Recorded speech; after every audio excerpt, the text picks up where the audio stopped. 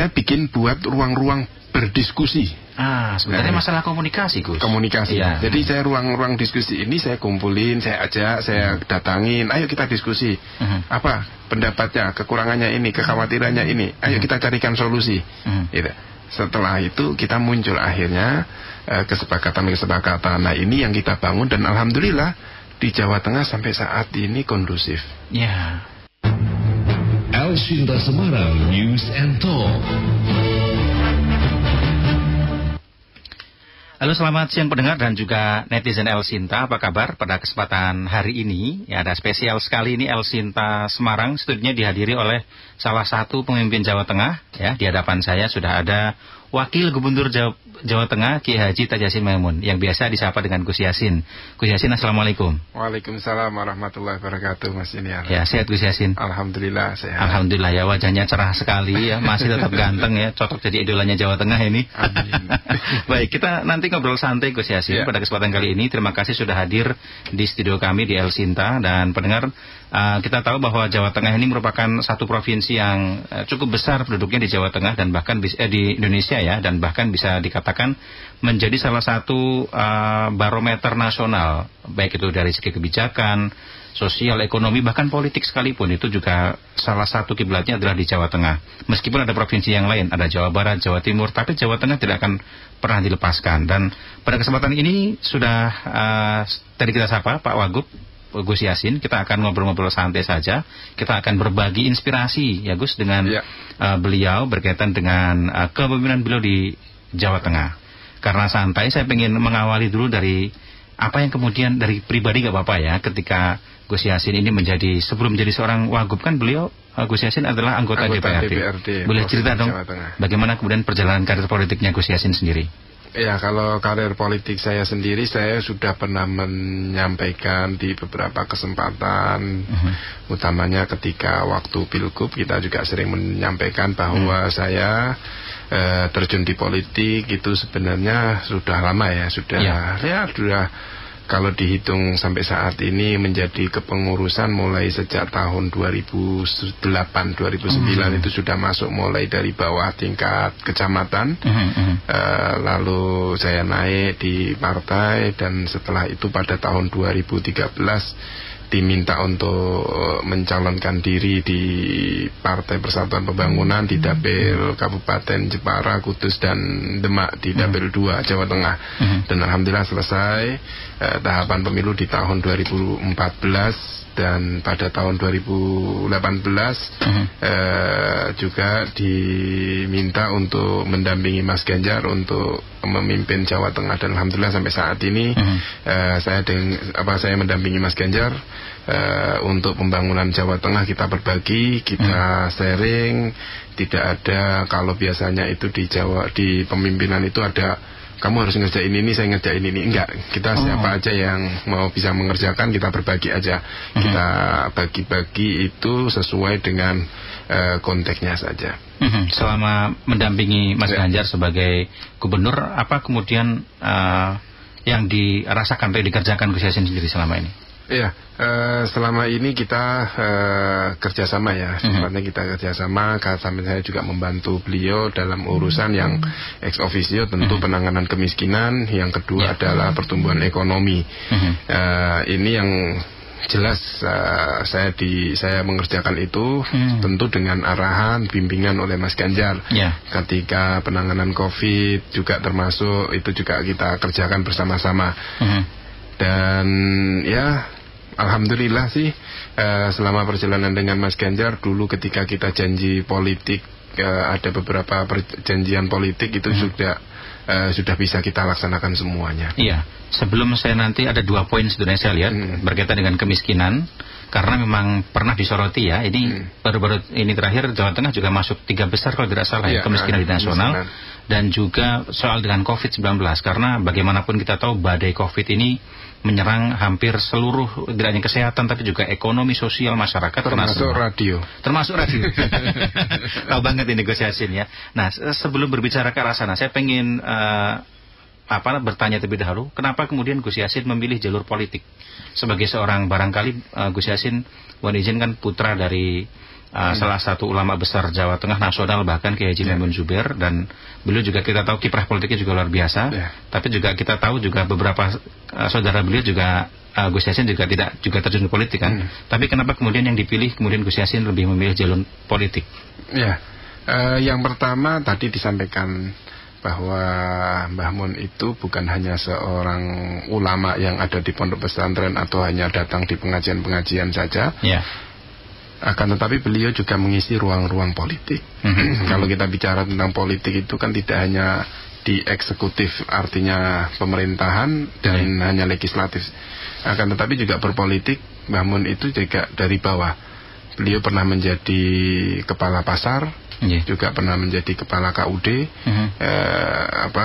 di Kecamatan Sarang, dan beliau pernah menjabat sebagai anggota dewan, menjadi utusan daerah, atau waktu dulu itu utusan daerah ya, yang sekarang DPD atau di MPR, dan itu dikerjakan beliau. Nah, ketika saya terjun di politik, karena memang perjalanan saya setelah dari menamatkan atau menyelesaikan sekolah di Suriah, saya diajak oleh Mbah Mun beberapa kali mendampingi, sering ketemu dengan kawan-kawan di politik, baik itu di intern Partai Persatuan Pembangunan sendiri atau di luar partai, ketemu dengan Bu Mega, ketemu dengan Pak SBY dan sebagainya, sehingga ini yang mewarnai. Dan kebetulan pada tahun 2008 saya diminta untuk menjadi ketua pengurus anak cabang Partai Persatuan Pembangunan. Di situ ya harus mau nggak mau kita harus mengikuti itu, dan arahan dari partai ketika tahun 2013 tadi saya sampaikan harus mencalonkan diri sebagai calon legislatif tingkat 1 DPRD Provinsi Jawa Tengah. Kesulitan tidak sih sebagai seorang agamawan ya, artinya dari tokoh agama yang basicnya adalah barangkali kan kuliahnya di Suriah, tidak punya basic dalam artian tanda kutip ilmu politik dan sebagainya, tapi di usia muda sudah terjun politik, ada kesulitan tidak dalam hal itu, Bos? Sebenarnya kalau dibicarakan tentang pure politik, akan tetapi kan politik itu kan kehidupan kita sehari-hari ya. Kita sebagai anggota dewan itu kan membawa aspirasi dari masyarakat, artinya menyampaikan apa yang dikehendaki masyarakat, kita sampaikan apa-apa yang sudah jelas arahnya itu ya kita sampaikan, artinya nggak ada kendala sama sekali. Apalagi kalau tadi dibicarakan tentang pesantren kok di politik, rasa-rasanya enggak juga. Karena saat ini kan politik identitas sangat kuat. Benar sekali. Yang dibawa lagi negara Syria, jangan Suriahkan Indonesia dan sebagainya. Nah, ini apalagi alumni Suriah ya. Ya, jadi artinya itu kan bersinggungan dengan kita. Kita bisa meluruskan bagaimana kejadian di Suriah itu, bagaimana berita yang ada di Indonesia, yang mana Indonesia mengakui atau bukan mengakui ya. Jadi masyarakat itu berpandangan, oh negara Syria ya perangnya seperti ini loh, kalau agama nggak ada di negara. Kata siapa di sana itu perang agama? Bukan, mereka itu di sana itu sebenarnya juga ya politik juga. Artinya ada kepentingan berbagai negara yang ada di negara Suriah, karena negara Suriah ini kan jalur perekonomian Arab ya. Jadi dari Eropa ke Timur Tengah itu kalau perjalanan darat ya tentu pasti melewati Syria, karena itu perbatasan dengan Turki. Nah ini kan harusnya ditundukkan atau diajak kerjasama, sementara negara Suriah negara yang tertutup, sehingga ya musuh politiknya dari luar negeri ya ada, dan kesadaran masyarakatnya ya tetap berpengaruh. Saya agak tertarik sedikit ini, berarti sebenarnya kita bicara luar negeri sedikit ya, berarti sebenarnya yang terjadi di sana itu bukan konflik agama, tapi konflik politik dengan backingan konspirasi global terhadap begitu. Itu sejauh mana pengaruh kondisi seperti itu? Kan berapa tahun berarti di Suriah, Gus? Saya 5 tahun. 5 tahun itu terhadap cara pandang Gus Yassin terhadap politik Islam sendiri kira-kira. Jadi Islam politik. Kalau di sana Islam politik sih nggak begitu kentara ya, apalagi dikaitkan dengan kelompok. Kan ada mengatakan ini perang antara Syiah dengan Sunni. Saya rasa nggak ada, karena kita hidup bersama, bersandingan. Bahkan dari dulu kita juga ziarahnya ke Sayyidah di makam-makam yang dihormati oleh Syiah kita juga bersama-sama. Seperti Sayyidah Ruqayyah kita bareng, Sayyidah Zainab kita bareng, ada Sunni, ada Syiah, mereka sama-sama kita ziarahi bersama-sama, nggak ada masalah, kita sholat juga bersama-sama. Artinya perbedaan itu kalau dianggap itu pertentangan atau perpecahan antar golongan, saya rasa enggak. Dan ini yang saya bawa untuk membawa di Jawa Tengah, karena di Jawa Tengah sendiri kan banyak juga kelompok, ada NU-nya, ada Muhammadiyah, ada MTA, ada macam-macam organisasi yang ada di Jawa Tengah. Itu baru dari agama Muslim, belum yang agama yang lain. Dan tentu di Jawa Tengah sendiri kalau kita melihat penduduknya juga kan bermacam-macam ras sukunya. Ada suku Jawa, ada suku Cina, ada dari Kalimantan, ada dari Madura, ya. Artinya banyak masyarakat di Jawa Tengah, bukan hanya orang Jawa, ada Sunda juga. Artinya jalan politik Gus Yassin sejauh mana dalam melihat itu, kan tetap background Islam tidak bisa lepas dong. Iya, pasti. Itu bagaimana cara pandang perjalanan politik ini kan akan berpengaruh kepada sikap politik Gus Yassin sendiri. Ya, Islam kan mengajarkan tawasud, ya, artinya pertengahan, nggak ke kanan, nggak ke kiri. Dan kita diberi contoh, negara kita itu sebenarnya sama dengan ketika Nabi kita membentuk negara Yathrib atau Madinah waktu itu, ya. Jadi Madinah itu ada piagam Madinah, kalau di kita itu ada Pancasila, ada turunnya Undang-Undang Dasar 1945 dan ada NKRI, ada Bhinneka Tunggal Ika, yang itu semua adalah hasil dari kesepakatan. Sama halnya ketika Nabi membuat negara Daulah Yathrib atau Madinah, ada namanya Piagam Madinah, yang itu kan kesepakatan, ada dari kelompok-kelompok. Khazraj, ada Aus, yang keduanya ini dari Yaman tinggal di Madinah, ada dari Yahudi, dari Israel yang tinggal di Madinah, ada Ansor, ada Muhajirin, semuanya tinggal di situ. Ketika ada kesepakatan Piagam Madinah, maka di situ harus ada yang menjalankan, toh. Kalau kesepakatan, siapa yang mimpin menjalankan? Nah, sama dengan Indonesia ketika itu sudah terbentuk Pancasila, Undang-Undang, NKRI dan Bhinneka Tunggal Ika, siapa yang mau menjalankan? Maka ditunjuklah Bapak Presiden pertama, yaitu Soekarno, untuk memimpin menjalankan ini. Wakilnya siapa? Terus menterinya siapa? Semua itu kesepakatan. Jadi Islam sendiri, ya, kita diminta untuk menjaga kesepakatan itu. Artinya kalau kita merujuk di dalam sebuah hadis sendiri, al-wa'du dainun, janji itu adalah hutang. Dan umat Islam yang ada di negara Republik Indonesia, bukan hanya umat Islam, ya, seluruh warga Indonesia sudah menyepakati itu semua. Jadi kita harus menjalankan itu. Ini artinya sikap ini yang harusnya kemudian dibawa oleh masyarakat kita. Tapi kemudian dalam konteks politik biasanya terjadi pembelahan itu sendiri. Kalau kita bicara konteks sosial misal atau ekonomi, pasti awal mulanya adalah politik yang akan berimbas kemana-mana. Perpecahan itu kemudian muncul. Nah, ini sikap Gus Yassin, ya, bukan sikap, ya, ketika menjadi wagub begitu di Jawa Tengah, pemimpin di Jawa Tengah, bagaimana kemudian menjaga agar di Jawa Tengah ini memang tidak terpolarisasi begitu jauh. Apalagi sekarang tahun politik juga, Gus Yassin. Ya, kita lihat aja.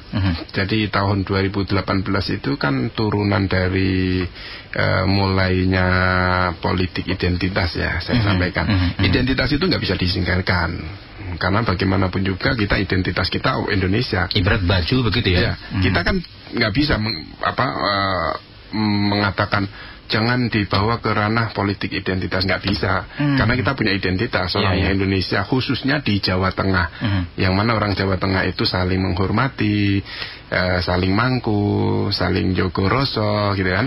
Itu kan identitas kita. Jadi nggak boleh, apalagi identitas agama. Identitas agama, Nabi kita sudah mengajarkan bahwa beliau adalah sebagai rahmat.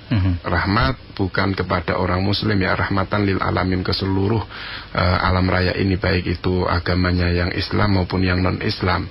Itu juga mendapatkan rahmat dari beliau. Artinya beliau menjaga betul. Nah, ini yang ajaran seperti ini yang saya bawa untuk menjaga di Jawa Tengah sendiri untuk kondusif, biar tidak ada perpecahan. Ya, itu tadi saya sampaikan kepada masyarakat yang sekiranya kita kan pasti punya data nih, dari mana, oh, ini agak ke kanan, ini agak ke kiri. Nah, ini kita sampaikan aja, kita ajak ke tengah.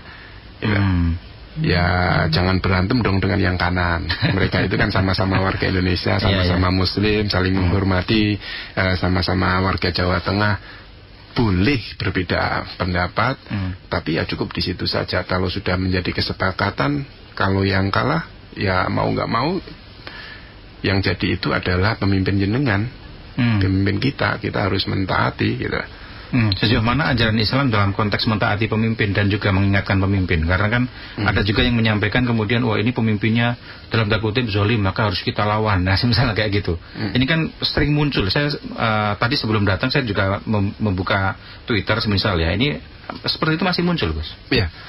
Jadi gini ya, sebagai umat Muslim itu ada tahapannya, ada tata caranya sebenarnya untuk menyampaikan ketidaksukaan. Walaupun saat ini sudah ada era keterbukaan ya. Artinya era keterbukaan itu kan nggak semuanya mengkonsumsi politik, pemahamannya sama. Artinya masyarakat juga nggak bisa langsung kita apa-apa sedikit-sedikit di share di media, di share di YouTube, di share di Instagram dan sebagainya, nggak bisa. Kita diajarin kok bagaimana kita menyampaikan atau mengkritik pemimpin. Ya, mengkritik pemimpin itu sebenarnya kalau menurut agama Islam ya tertutup. Tugas kita hanya mengingatkan, dijalankan atau tidak itu kan urusannya mereka, bukan urusan kita lagi. Gitu. Akan tetapi kita tahu bahwa saat ini di era digital nggak bisa lepas dari itu. Maka saya berharap walaupun kita ada keterbukaan ya yang santun aja gitu lah. Tetap mengingatkan dengan baik. Dengan baik. Toh nggak bisa kita nggak diingatkan. Toh kalau kritik itu juga akan membuat pelucutan buat kita. Saya sendiri sendiri sebagai pemimpin Jawa Tengah, ketika ada yang menyampaikan, Pak seperti ini Jawa Tengah pembangunan jalannya kurang baik, ya saya terima aja. Saya sarankan langsung, di mana ya tempatnya. Nanti kita selesaikan ya. Di pemerintahan ada aturannya. Nggak bisa kita lapor sekarang besok langsung dibangun. Nggak bisa. Artinya harus ada prosesnya. Ada musrebang dan sebagainya. Kalau memang kita anggaran-anggaran yang sifatnya mendadak, itu bisa kita kerjakan. Tapi kan nggak bisa semuanya, itu nggak mungkin bisa mengcover semuanya. Maka ya harus sabar lah, kita harus mengetahui. Di samping itu kalau sekarang kita bangun musimnya masih hujan, misal. Kalau musim hujan kita bangun nggak bisa kalau hilang lagi kan. Kita harus menunggu momen-momen itu. Nah itu yang harusnya disadari juga kita sampaikan. Ada juga yang mengatakan konflik itu terjadi karena lapar. Artinya adanya pembelahan, adanya konflik. Apalagi tahun politik itu juga karena faktor ekonomi. Nah ini Gus Yassin juga yang mendigani urusan kemiskinan di Jawa Tengah. Ini upaya-upaya mencegah agar masyarakat Jawa Tengah tetap kenyang. Ini bagaimana, Gus? Yang pertama saya sampaikan program dulu ya dari pemerintah Provinsi Jawa Tengah untuk penanganan kemiskinan. Kalau kita bicara tentang OPD, kita memiliki 48 OPD di pemerintah Provinsi Jawa Tengah. Nah ini yang kita bagi. Kita bagi, kamu harus punya desa binaan. Kita juga petakan dari 35 kabupaten kota mana daerah yang miskin. Kita prioritaskan di sana. Mereka harus memilih beberapa desa, lalu kita kerjakan bareng-bareng. Dan itu bukan desa binaan, misal Biro Perekonomian membawa satu desa di Kabupaten Purworejo misal. Itu jenengan bukan sendirian di sana, tapi jenengan harus kerja bersama-sama, diajak semua. Kita tanya mereka butuhnya apa. Nggak mungkin toh kalau Biro Perekonomian itu lalu ada keluhan bangunan jalan mereka ngerjakan, nggak bisa. Mereka harus bekerja sama dengan dinas perjalanan PU kita, Pusdataru. Tidak mungkin toh kalau mereka ada keluhan rumahnya tidak layak huni. Ya mereka harus mengajak dinas Perakim.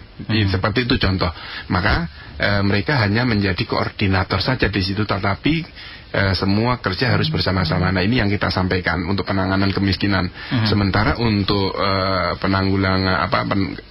penanganan ekonomi sendiri, pada prinsipnya ekonomi itu yang dibutuhkan adalah yang pertama masyarakatnya aman dulu. Aman dalam arti apa ini aman? Gini, kemarin ada COVID-19. Siapa yang berani menaruhin investasi ke Jawa Tengah? Kan nggak ada. Tidak ada. Bahkan karena semua daerah nggak Jawa Tengah. Ya, artinya kita bicara tentang Jawa Tengah. Ya kan nggak mungkin, karena apa? Nggak ada keamanan, nggak ada jaminan bahwa perekonomian itu bisa jalan.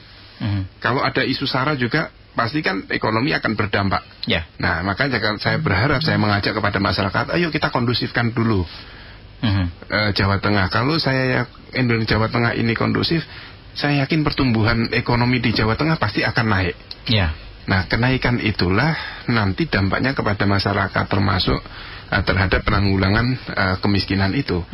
Itu yang pertama. Sehingga kita yakinkan kepada seluruh para investor, baik itu investor dalam negeri maupun investor luar negeri. Dan alhamdulillah untuk penanganan kemiskinan kita masih di peringkat pertama ya untuk masih tinggi kita masih.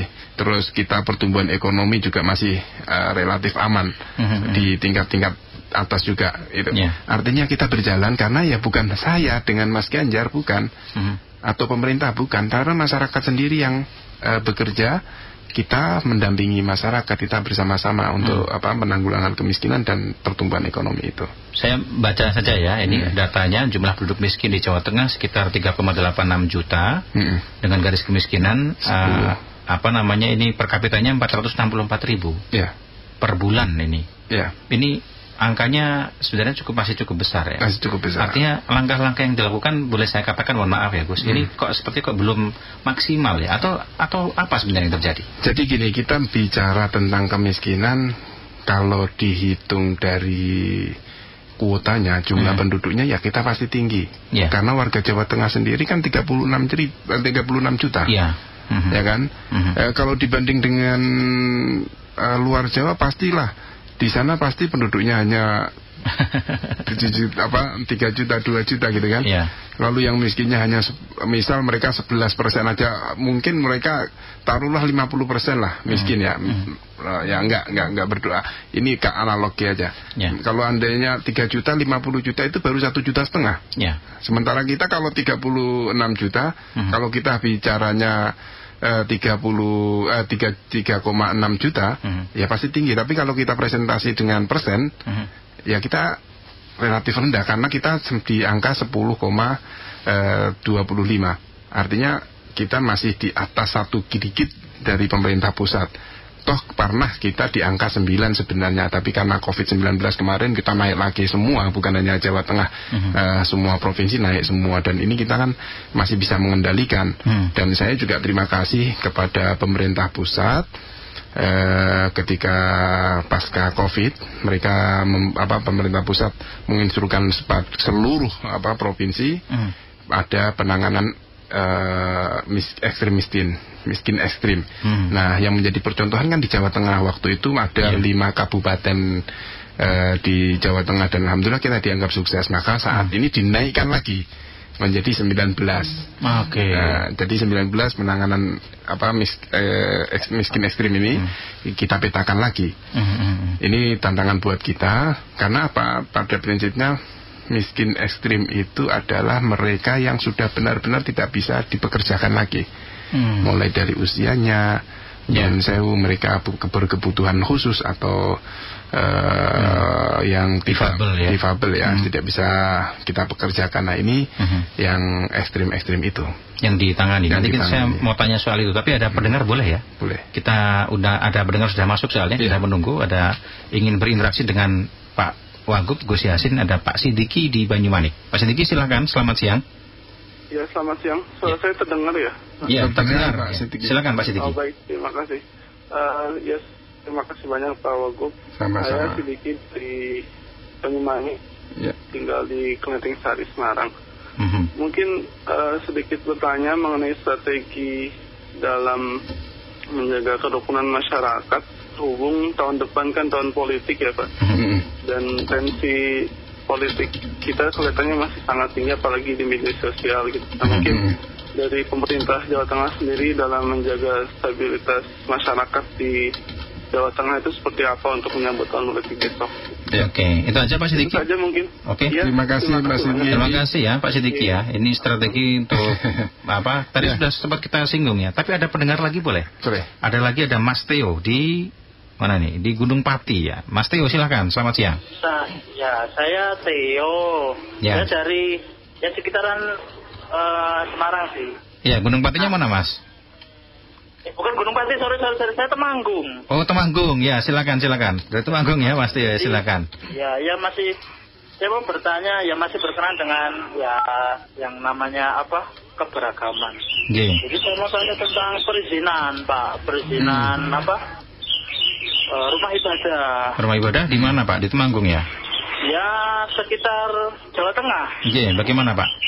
Jadi saya tuh mau bertanya, kan kita ini kita masih melihat ya bahwa walaupun memang di UUD itu sudah menjamin, tetapi kok menurut saya dengan adanya SKP 3 Menteri itu yang mengharuskan harus ada 90 KTP kalau tidak salah, itu kok malah menyulitkan. Karena gini, dengan negara menjamin itu harusnya kan walaupun sekelompok kecil itu harus dilayani dengan baik. Tapi kalau berdasarkan jumlah seperti yang ada di SK 3 Menteri itu kok malah menurut saya itu kok malah menyulitkan. Nah itu gimana ya solusinya ya? Ada pengalaman Pak Theo mungkin barangkali sulit mendirikan rumah ibadah? Pak Theo, kalau ada konkret nanti disampaikan saya aja. Misal ada pembangunan peribadatan di mana, ada terkendala di mana, sampaikan aja nanti biar kita bisa langsung datang untuk menangani. Iya. Bisa disampaikan di sini boleh? Boleh nggak Pak? Ada di Temanggung, Pak. Ada di Temanggung itu jemaatnya cuma 20 orang. Ya. Nah sementara memang kalau boleh tahu di Temanggungnya di kecamatan mana, Pak? Di Tandiroto itu ada beberapa gereja. Oke. Ada beberapa gereja itu warganya cuma 20 orang. Sedangkan kan dari pemerintah desa itu mengharuskan ada 90 orang. Tidak bisa, terus terganjal di sana, terus tidak bisa bikin ya mencari perizinan itu di Candiroto ya. Candiroto. Iya. Ya nanti kita coba langsung datang ke sana, Pak ya. Pada prinsipnya gini, Pak. Oke. Nanti saya tanggapi ya, biar selesaikan dulu. Ada lagi? Cukup Pak Theo? Ya terus ada lagi Pak. Ada lagi sekalian. Iya. Silakan. Di Temanggung itu itu tempat ibadah Kristen itu kan mau buat gereja, terus sudah mengundang kayak forum kerukunan umat beragama FKUB salah. Nah itu, tapi kok kayaknya ada permasalahan karena pendirian gereja ini kok kurang diterima dengan baik. Nah itu gimana ya, ada di daerah Bejen kalau tidak salah. Oke, siap. Bejen ya. Wah, daerah atas ya Pak ya. Iya. Oke, siap. Terima kasih ya Pak Theo ya. Ya, selamat siang. Sama-sama. Temanggung juga dulu tempat sekolah saya, Gus. SMA saya dulu di Temanggung juga. Ya, ini ada Pak Sidiki ya, berkaitan dengan tahun politik, meskipun tadi sudah dijelaskan, kita bisa ulangi lagi. Kemudian juga Pak Theo ini berkaitan dengan tempat ibadah, ini bagaimana, Gus? Ya, yang pertama perlu saya tanggapi yang Pak Sidiki dulu ya, untuk tahun politik tahun depan, bahkan bukan tahun depan ya, tahun sekarang ini sudah masuk tahun politik. Tadi saya sampaikan bahwa ta'assub dalam bahasa saya ya dari pesantren, kalau mungkin fanatisme itu boleh-boleh saja, akan tetapi jangan berlebihan. Artinya kita tadi saya sampaikan, kalau sudah menentukan pilihan ya silakan monggo, tapi nggak boleh dong terus langsung menjatuhkan yang lain gitu. Iya, harus toleran gitu kan, menjatuhkan kan nggak boleh. Nah, untuk mengukur ini kita kumpulkan semua kok. Saya sering ke daerah bertemu dengan para kiai, dengan para tokoh, para pendeta, romo dan sebagainya. Saya sama-sama kita sampaikan, ayo kita jaga bersama-sama ya, karena ini nanti bukan hanya di politiknya dampaknya. Yang saya sampaikan, kondusivitas itu, sebuah daerah ini dibutuhkan. Kalau kita memanas, maka para investor itu mau naruh uang di Jawa Tengah juga akan takut.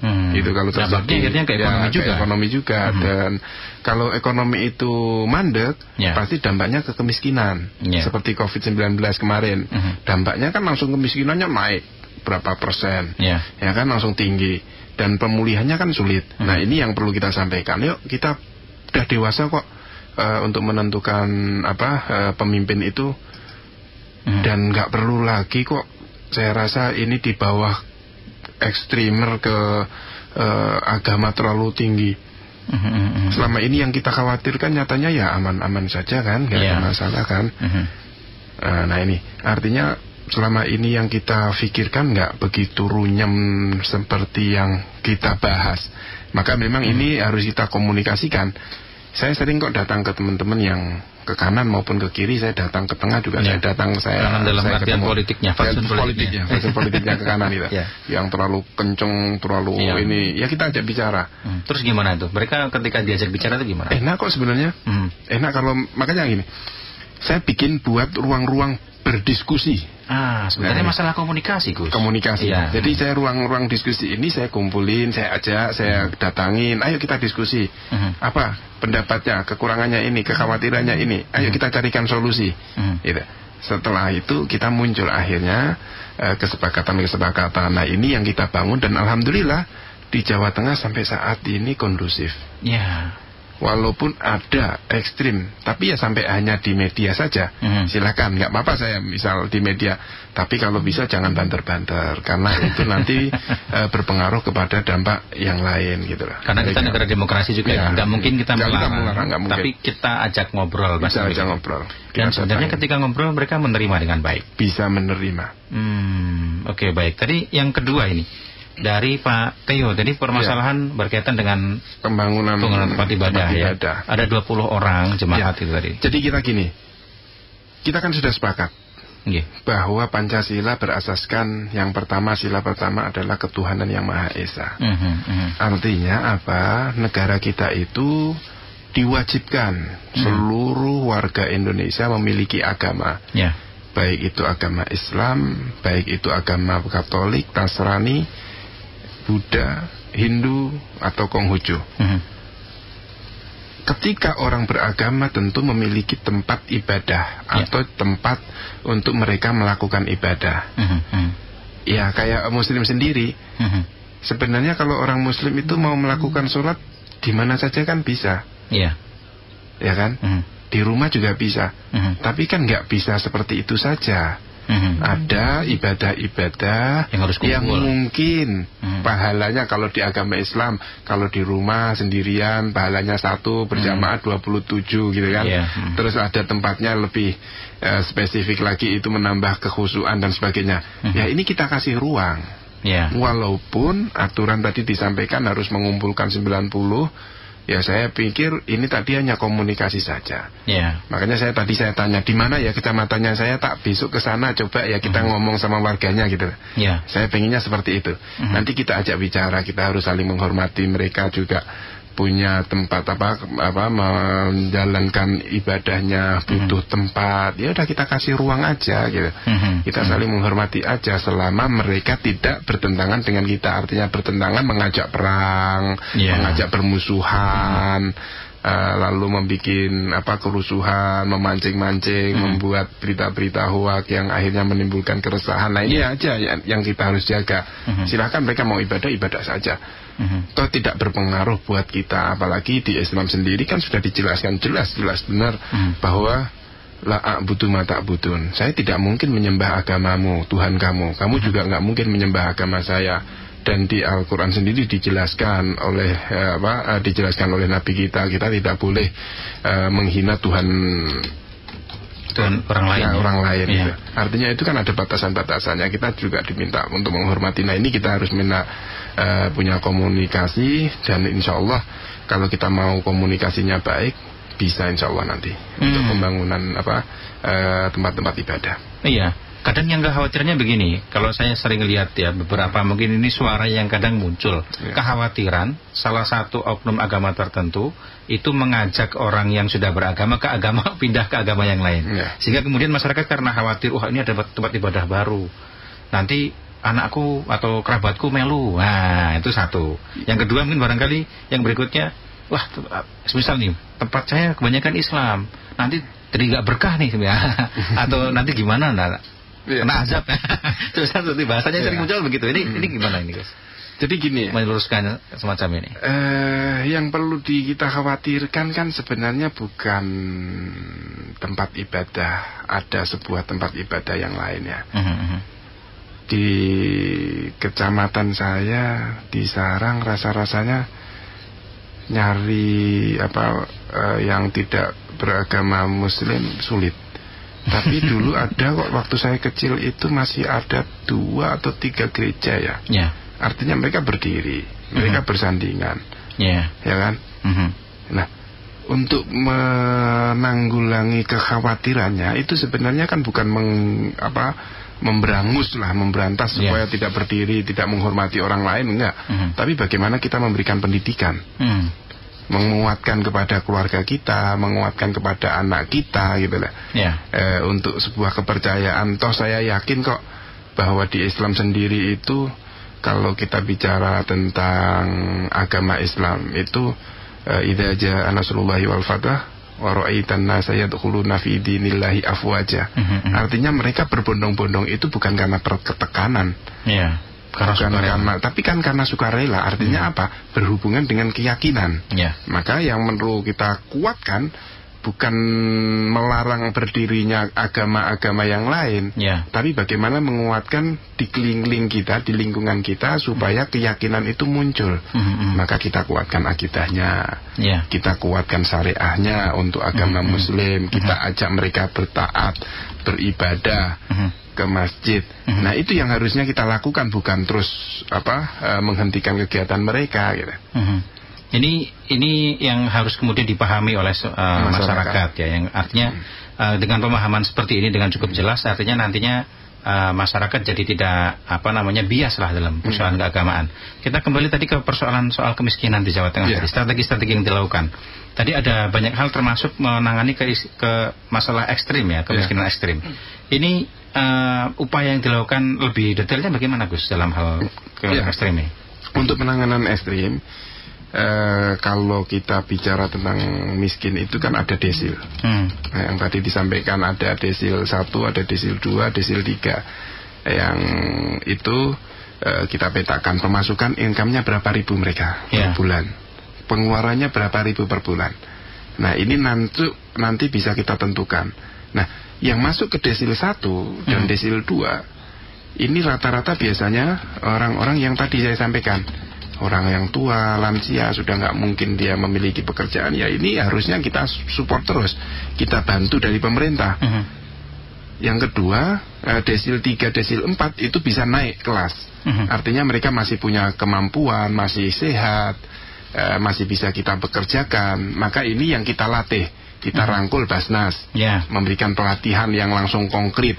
Seperti salah satunya kemarin ada latihan konstruksi yang diadakan di pondok pesantren. Mereka setelah pelatihan dapat sertifikat. Nah, sertifikat ini nanti bisa buat melamar pekerjaan, buat jaminan. Nah, ini yang kita lakukan, melakukan pelatihan UKM. Kita ajak bukan hanya Basnas, tetapi juga seluruh stakeholder yang ada di Jawa Tengah, perusahaan juga kita ajak. Tadi sempat kita ngobrolin soal ini ya, strategi kemiskinan. Data yang saya baca lagi, pedesaan ini malah kemudian menurun Gus kemiskinannya. Tapi sedangkan kalau yang perkotaan agak mengalami kenaikan. Apakah ini juga karena pengaruh pandemi pada COVID yang kemudian mengakibatkan kita kemiskinan yang semakin meningkat? Dan kira-kira seberapa optimis nih kita bisa bangkit dari kemiskinan di Jawa Tengah? Yang pertama saya sampaikan dulu bahwa pasca COVID atau dampak dari COVID itu adalah kemiskinan. Yang terdampak itu di perkotaan memang. Karena mereka kekuatannya adalah kekuatan industri ya di perkotaan. Kalau di perdesaan itu kan lebih ke pertanian, ke perkebunan, lalu ke lautan, nelayan, lalu dikuatkan lagi dengan para produk-produk UKM, peternakan dan lainnya. Ini karena saat ini memang kita mulai menggalakkan lagi kembali ke desa untuk menyampaikan peternakan, pertanian dan sebagainya. Ini saya yakin berimbas. Apalagi kita saat ini, kemarin kan resesi itu disampaikan oleh Bapak Presiden. Itu kan karena dunia ya. Pertama karena COVID, yang kedua karena perang antara Rusia dan Ukraina yang mempengaruhi ketahanan makanan. Sehingga ketika kita bicara tentang ketahanan makanan, itu kan yang paling kuat di desa. Iya. Pengolahannya. Nggak usah beli. Nggak beli kan. Iya. Sementara masyarakat kita banyak yang dari desa ke kota, sehingga beban kota untuk penanggulangan kemiskinan ini kan semakin naik. Mereka harus punya pekerjaan di industri. Iya. Sementara industri sampai saat ini kan belum pulih 100%. Nah, tapi saya yakin dengan pertumbuhan ekonomi di Jawa Tengah, perlu saya sampaikan ya, sejak tahun 2020 itu kita selalu ada kenaikan dalam penanggulangan ekonomi. Di triwulan ketiga tahun 2022 saja kita sudah kembali ke angka 5,28%. Pertumbuhan ekonomi naik dari tahun sebelumnya yang hanya 2, sekian persen di waktu pandemi COVID-19, dan ini menunjukkan angka kita sudah stabil. Akan tetapi tadi karena ada perang Ukraina, sehingga bahan bakar minyak ini kan naik, sehingga itu akan berpengaruh ke yang lainnya. Nah, ini yang kita kuatkan, itu yang pertama. Yang kedua, kita bicara tentang penanggulangan kemiskinan. Ada beberapa yang saya sampaikan tadi, salah satunya adalah bagaimana kita mengajak seluruh stakeholder untuk datang ke desa binaan masing-masing. Yang kedua, yang selanjutnya adalah kita mengajari sumber daya manusia lewat Basnas. Lewat beberapa stakeholder kita kasih pelatihan. Yang seterusnya ada, kita juga melatih kepada para pelaku UKM, yang biasanya para pelaku UKM itu dijajakan secara manual. Kita ada di tokonya, maka ini kita ajari untuk go online. Sehingga ketika para pelaku UKM ini kita ajari bagaimana memasarkan usahanya lewat online. Saat ini kan kita sudah sering mengekspor produk-produk UKM yang dibeli oleh dari luar negeri, sehingga ini meningkatkan pertumbuhan ekonomi. Dan saya juga ucapkan terima kasih kepada Kadin, kepada HIPMI, yang mereka juga bekerja sama dengan kami pemerintahan. Ketika ada event-event internasional, mereka selalu merangkul para pelaku UKM, sehingga ini juga bisa kita pasarkan. Oke, baik. Artinya sudah ada langkah ya. Tapi seberapa optimis kita bisa lepas dari jerat kemiskinan ini? Kalau kita mau membuat daerah ini kondusif dan kita mau bersama-sama untuk keluar dari resesi, saya optimis 70% sampai 90% Jawa Tengah insya Allah tidak mengalami resesi. Tidak mengalami resesi. Tidak mengalami resesi. Tapi kalau berkaitan dengan lapangan kerja, bagaimana? Lapangan kerja kan kabarnya juga akan ada banyak penyusutan sehingga banyak pengangguran nih kira-kira. Di satu sisi ada pengurangan, tapi di satu sisi kan kita bisa tingkatkan. Peningkatannya di apa? Di online. Online ya. Ya, mereka kan bisa bekerja seperti di Kabupaten Magelang. Di mana tuh? Itu ada di salah satu desa yang kita bahasakan desa desainer di Kabupaten Magelang. Mereka kan di rumah masing-masing mendesain, dipasarkan di internet, lewat internet, lalu dipakai bukan hanya dalam negeri tapi sampai ke luar negeri. Mereka bisa memasarkan itu. Artinya peluang-peluang itu kita buka. Termasuk di Jawa Tengah lewat Dinas Koperasi, kita juga bekerja sama dengan perbankan, otoritas jasa OJK. Itu kita menciptakan sebuah master plan untuk pemasaran khusus dari Jawa Tengah yang selama ini dikenal Tokopedia, Gojek. Kita punya sendiri platform itu dari kawan-kawan Jawa Tengah. Iya, artinya sebenarnya ini kita bisa lepas ya dari resesi dan optimis kira-kira. Saya optimis. Kira-kira begitu ya. Optimis sekali nih seperti. Apalagi pertumbuhan ekonomi saat ini, para investor banyak kan sekarang sudah menaruh investasi ke Jawa Tengah. Dan sebentar lagi kan akan dibuka juga banyak perusahaan-perusahaan di kawasan industri Kendal. Itu kan juga insya Allah akan banyak yang dibuka. Itu kan membutuhkan tenaga kerja yang banyak. Baterai listrik ya. Termasuk. Di antaranya itu. Ini artinya ada optimisme. Ya. Yang ngomong-ngomong Gus, selain bicara masalah tadi itu, ini kan jabatannya mau selesai nih Gus kira-kira. Tahun 2023 September akan berakhir. Kira-kira mau kemana? Mau nyalon lagi jadi wakil gubernur atau nyalin gubernur atau kemana kira-kira nih? Karir politiknya kan masih panjang. Masih ya, sampai sekarang masih menjabat. Saya masih fokus ke wakil gubernur, tetapi kemarin memang sama kawan-kawan menimbang dan mendengarkan dari masyarakat yang masih punya harapan untuk tetap di pemerintahan. Kemarin saya mencoba mendaftarkan diri di DPD. Oh, malah DPD ya? DPD. Saya juga sempat dengar-dengar itu ya. Ini masih proses dalam hal pendaftaran di DPD. Doanya saja. Kenapa milih ke jalur DPD? Tidak menggantikan Mas Ganjar semisal gitu. Ya, kalau untuk menggantikan Mas Ganjar, bukan, saya nggak mau mengatakan menggantikan ya, melanjutkan. Ya, jadi melanjutkan Mas Ganjar di tahun 2024 itu nanti kita lihat peluangnya ya, tergantung bagaimana masyarakat menghendaki atau tidak. Apalagi kita tahu dari partai-partai itu kan yang menentukan calon-calonnya karena koalisi ini. Nah ini kan sementara yang kita bahas ini kan masih tahapan di Pilpres dan Pileg. DPD termasuk di situ. Nah ini kita sampaikan di sana. Kenapa saya milih DPD? Karena saya DPD ini 35 kabupaten dapilnya. Saya masih bisa berinteraksi dengan masyarakat. Yang kedua, DPD ini belum banyak orang mengenal. Jadi fungsinya masih banyak orang tidak aware terhadap DPD. Nah ini padahal di sana sebenarnya banyak juga penguatan-penguatan. Karena di DPD itu nanti bergabung dengan DPR di MPR.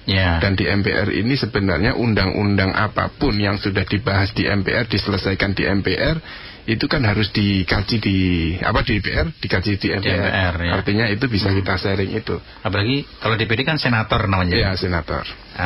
Kita menganut 2 kamar ya, 3 kamar ya. Ada MPR, DPR, DPD dan di situ Gus Yassin jalan politik yang mungkin bisa ada peluang besarnya di senator itu ya, di senator sementara. Tapi kalau untuk ke karir Jateng 1 atau Jateng 2, saya serahkan ke masyarakat dulu aja. Dan nanti bagaimana komunikasi. Saya nggak lihat surveinya loh. Saya belum melihat karena yang sedang marak masih nasional ya. Dan yang jelas Jateng 1 ini Mas Ganjar di survei pasti masuk 3 besar terus. Nah kira-kira kalau ngobrol dengan Mas Ganjar nih, pernah tidak sih ngobrol kira-kira misal nih, Gus Yassin nanti lanjutin saya. Ada obrolan begitu gak sih kira-kira?